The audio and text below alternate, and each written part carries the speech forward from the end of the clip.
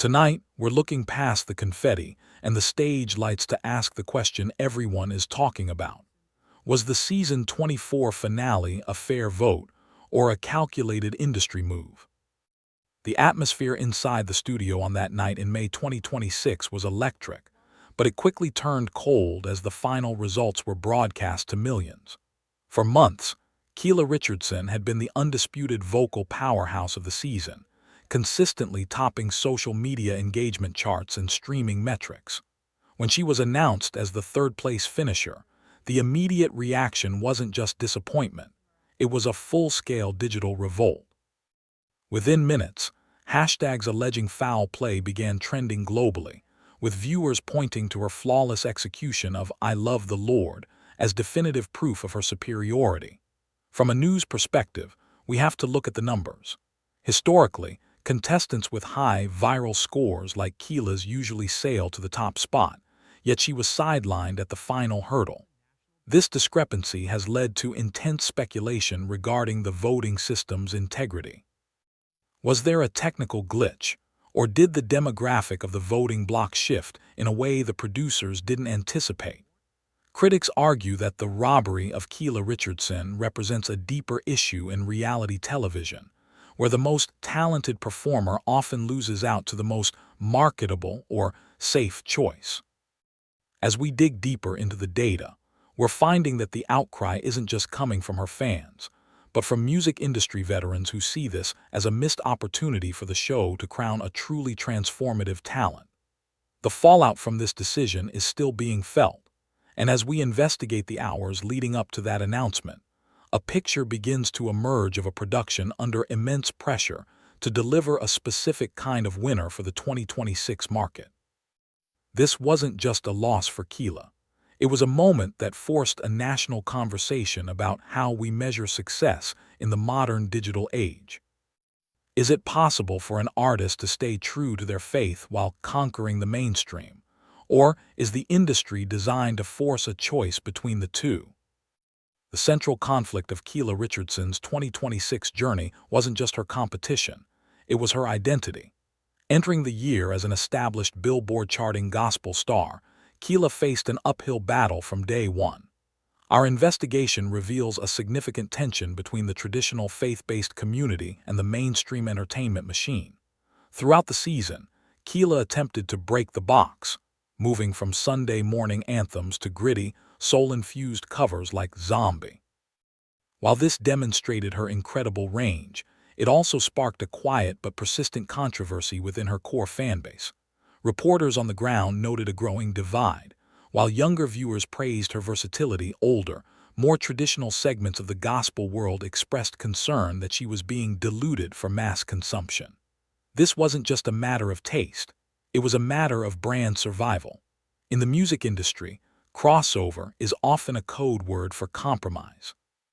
We spoke with industry insiders who suggest that Keyla was receiving conflicting advice behind the scenes, some pushing her to lean into the pop star image, others urging her to remain a safe, religious icon. This tug-of-war likely played a role in the voting patterns, as she struggled to maintain her original supporters while winning over a skeptical mainstream audience. The 2026 season of Idol became a live experiment in whether a modern artist can truly exist in both worlds without being crushed by the expectations of either. As we look at her song choices and the resulting social media feedback, it's clear that Keyla was walking a tightrope. The "Zombie" performance, in particular, remains a flashpoint for critics who believe it was the moment she lost the traditionalist vote that she desperately needed to secure the win. The question remains, did Keyla Richardson lose the title because she wasn't good enough, or because she refused to stay in the lane the world had built for her? While the judges were focused on her vocals, a 9-year-old boy in the front row was accidentally becoming the most influential part of the entire 2026 season. In the world of 2026 media, talent is often secondary to moments, and no one had a bigger moment than Keyla's son, Drew. During Songs of Faith Week, a candid shot of Drew's emotional reaction to his mother's performance went viral, garnering over 50 million views across various platforms in less than 48 hours. From a news reporting lens, this was the turning point that shifted Keyla from a contestant to a cultural phenomenon. However, new reports suggest that this viral fame came with a hidden cost. Behind the scenes, the pressure on Keyla to leverage her family life for the cameras was immense. Our sources close to the production claim that there were frequent discussions about making her motherhood narrative the central theme of her journey, sometimes at the expense of her technical achievements as a musician. This raises serious questions about the ethics of reality TV in the digital age.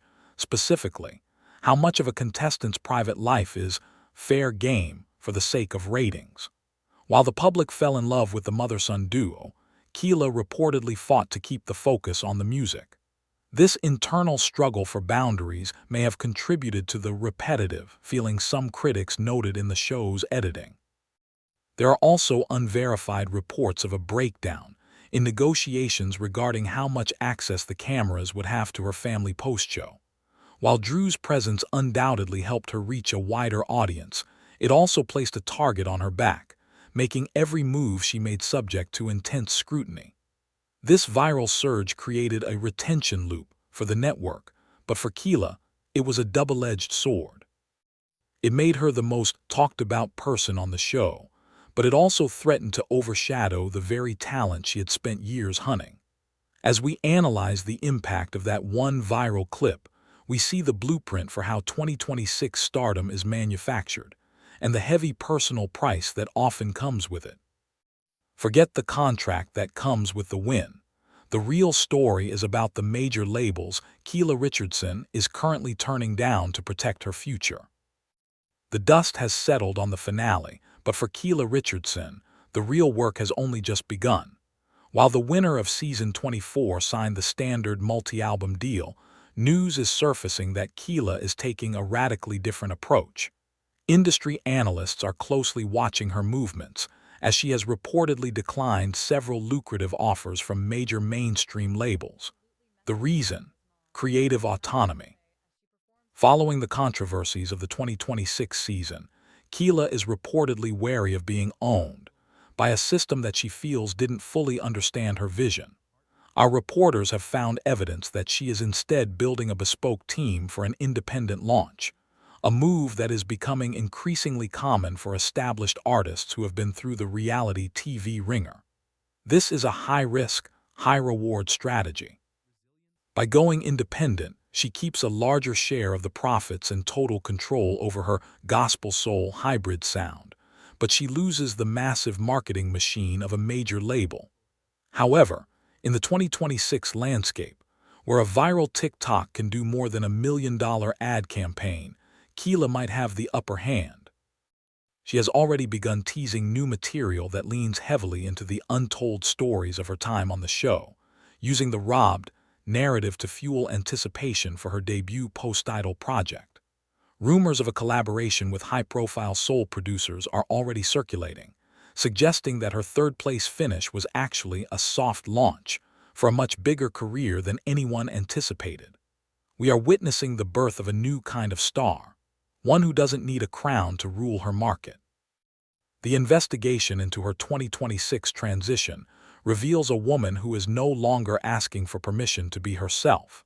She is taking the lessons learned from the Idol machine and using them to build her own empire, proving that sometimes losing the competition is the only way to truly win the game. The industry is watching, the fans are waiting, and Keyla Richardson is finally calling the shots.